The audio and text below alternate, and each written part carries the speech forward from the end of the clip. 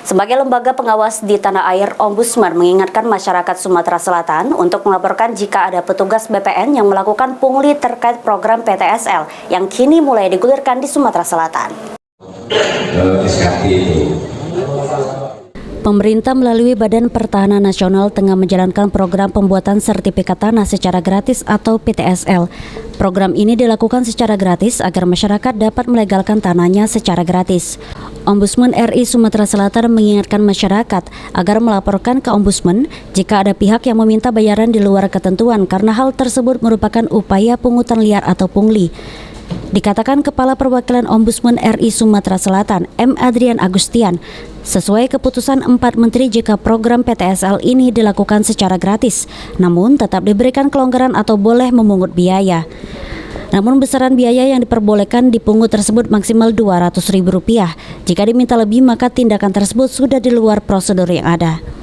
Besaran pungutan yang diperbolehkan tersebut memang sudah diatur oleh kementerian dan untuk Sumatera Selatan diputuskan maksimal Rp200.000.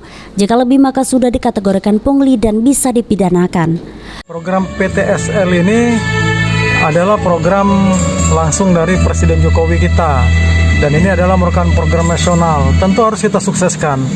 Akan tetapi memang di sana-sini kita banyak masih menemuin laporan-laporan keluhan dari masyarakat terkait program ini.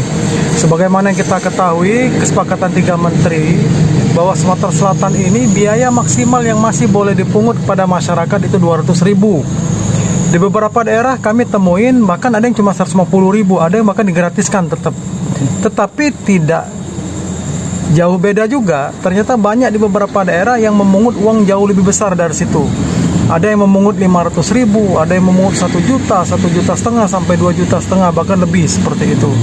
Nah ini termasuk pungli dan ini tidak dibenarkan. Oleh karena itu memang kami berharap agar para masyarakat juga kita bersama-sama mengawasin program ini. Karena sangat disayangkan sekali daerah yang lagi serba susah ini, masyarakat sulit mencari uang sekedar untuk melegalkan sertifikat tanah dia yang memang jadi hak dia dan merupakan program nasional. Ternyata masih banyak juga oknum-oknum yang bermain-main, menari-nari di atas penderitaan rakyat.